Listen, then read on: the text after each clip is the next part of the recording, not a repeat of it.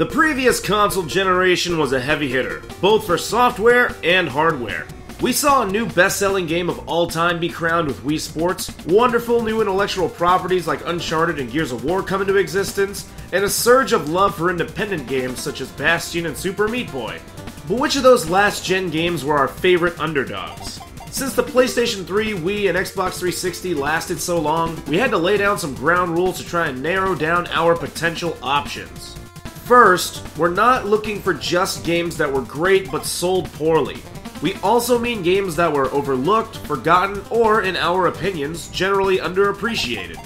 Second, for the sake of variety, we cut some of the obvious games we could say, such as Okami, Spec Ops The Line, and Dragon's Dogma, because they're wonderful and pretty much everybody has talked about how wonderful those games are. So if you're here for that, then all we have to say is go play all of those games because they're fantastic. Additionally, these games cannot be remakes or HD ports of previous games. We're looking for games that were exclusive to the PS3, Xbox 360, and or Wii prior to the release of the PlayStation 4, Xbox One, and Wii U. As a side note, we'll be sure to mention if any of our picks were ported up to the PlayStation 4, Xbox One, Wii U, or Switch, so that anyone who's curious can try these games out on the current generation platforms. And of course, as always, we're only taking one entry per franchise. So, hey, I'm AsaiNeroTran, and these are our top 10 Underdog PlayStation 3, Wii, and Xbox 360 games. Didn't see that coming, did ya?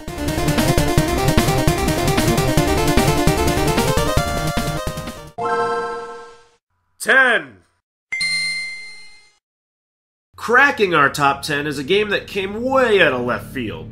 Deadly Creatures on the Wii is one of the most imaginative games we've played in recent years.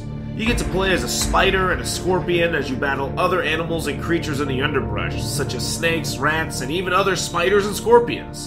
Deadly Creatures feels like it was inspired by things such as Godzilla and King Kong, but instead of being giant creatures in Metropolis-sized clashes, it's smaller, more realistic creatures fighting inside of shoes, on top of mason jars, and across gas pumps. It's different, it's stimulating, and it's something you should definitely check out. Plus, for whatever reason, Deadly Creatures has Dennis Hopper and Billy Bob Thornton as background human characters. 9. When I first played Resonance of Fate, I found it to be intriguing, but incredibly frustrating. The battle system was weird, and the overall design was confusing. But once I finished out the incredibly comprehensive tutorial, Resonance of Fate really came into its own. The combat is difficult to learn, but immensely rewarding, as it features plenty of mechanical depth and requires a lot of strategizing even on the lowest level enemies. Unlike your traditional JRPG, Resonance of Fate is a steampunk, Matrix-inspired affair, with fast-paced gun battles and a stylish presentation. While the story is full of pretty well-developed characters, the main draw really is the combat, which makes for a rather distinctive JRPG experience. Resonance of Fate is something RPG lovers should check out, as it's another title that is unique and individual in a very good way. 8. Here's a throwback to a throwback. Zack and Wicky Quest for Barbaros Treasure is one of the best games on the Wii. Actually, Zack and Wicky might be one of the absolute best games of the 7th console generation. A love letter to classic adventure games, Zack and Wicky not only looks and sounds great, but it also makes great use of the Wii Remote and Nunchuck control scheme by having the Wiimote do the literal pointing and clicking. And since there aren't a lot of precise motions required, the main function of Zack and Wicky feels fluid and natural. Plus, it's a pirate quest. Pirates are awesome. Zack and Wicky is definitely in that category of games that sold poorly, but is still great enough to warrant an HD port, or a remake, or a remastering. 7.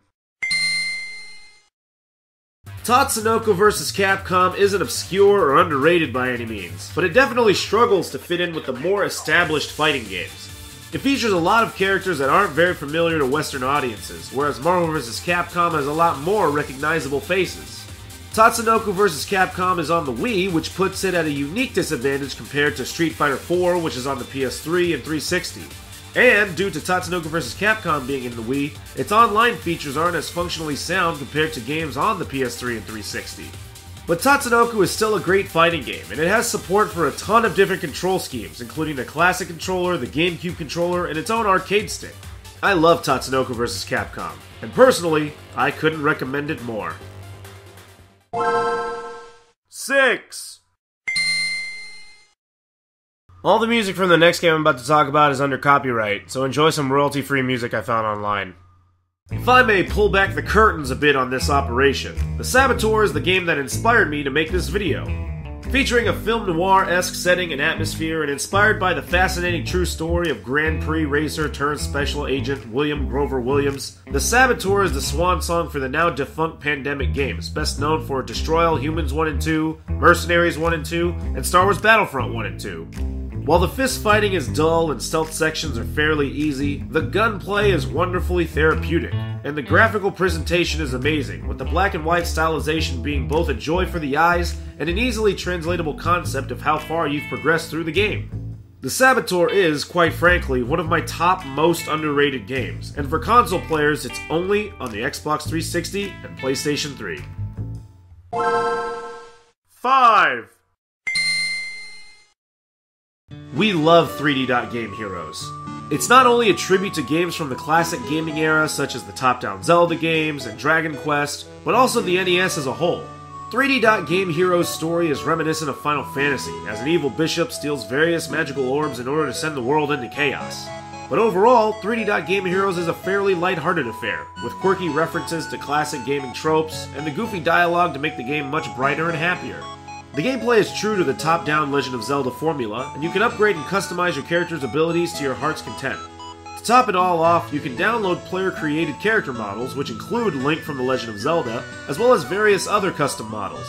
3D Dot Game Heroes is a stellar homage to the NES days that classic video game enthusiasts will undoubtedly love. 4. Nier Automata is so damn awesome, and in my opinion, it's the best game Platinum Games has ever made. But let's not forget the awesomeness that was the first Nier. On the surface, Nier is your standard RPG, with unremarkable graphics, drab environments, and an assortment of your usual RPG gameplay mechanics. If you're looking for a game that's eye candy, Nier is certainly not that. But if you're looking for a game with an insanely deep story, look no further than Nier. The game is so big you actually have to play through it 3 times because the New Game Plus reveals more information about who everybody is, where everybody comes from, as well as showing more snippets of what happens in the story itself, and then the New Game Plus Plus has the true ending, which, in our opinion, and without spoiling the game for anybody, is one of the craziest, most unique choices presented to a player in the history of video games offering the player branched paths. Nier is a great example of how graphics, while important, are not the most important aspect of a game, because Nier is one of the finest RPGs on the PS3 and Xbox 360. 3. Kingdoms of Amalur Reckoning is a strange case compared to many of the other games on this list. It sold decently, moving over 1 million copies in its lifetime, but because the game was so expensive to develop and had such heavy promotion, Kingdoms of Amalur actually needed to sell over 3 million copies just to break even. Needless to say, the game was a huge commercial failure, and the studios that developed it, 38 Studios in the first incarnation of Big Huge Games, went defunct. But the lone game from 38 Studios is still a great one. Kingdoms of Amalur's scope is so ridiculously expansive that, no joke, when I thought I was almost done with the game, I was only halfway through the initial continent. That was 20 hours into the game, and if you think I'm embellishing that, then according to one of the developers of Amalur, a full 100% speedrun of the base game by QA testers who had been playing it for years took 200 hours to complete.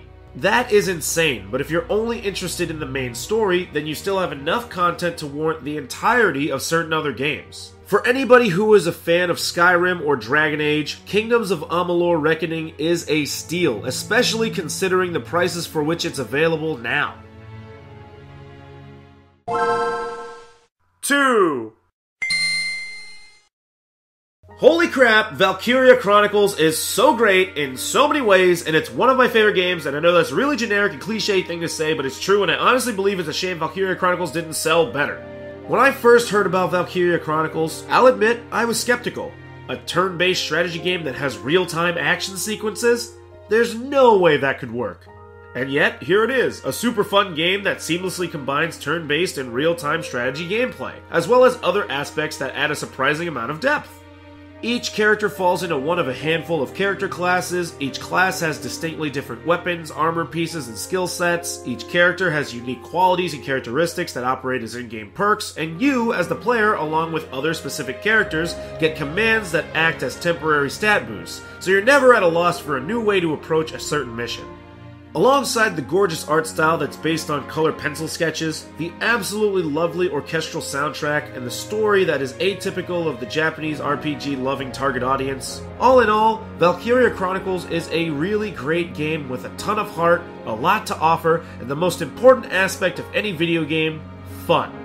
The best thing about all of this? If you're dying to play Valkyria Chronicles but you don't have a PlayStation 3 anymore, then you're in luck, because the game received an HD port for the PS4, which includes all of the extra content, looks just as spectacular, sounds as amazing, and plays as phenomenally as the PS3 version. But before you rush off to buy it, we still have our number 1.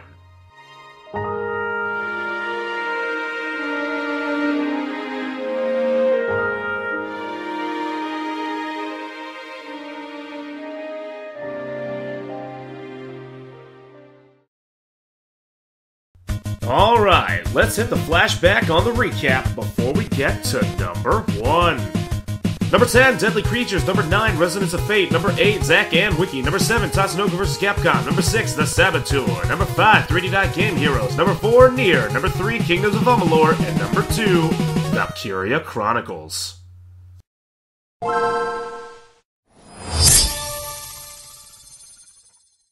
So what game could possibly top our list of underdogs after every single one of those heavy hitters, including some of the games that I personally consider my favorite games ever? How about another one of my favorite games ever, from a developer that has historically released fantastic games and new IPs that did not sell impressively? That's right, the only thing that could top our underdog list is Vanquish by Platinum Games. The 4th title released by Platinum Games, Vanquish is, quite frankly, stellar.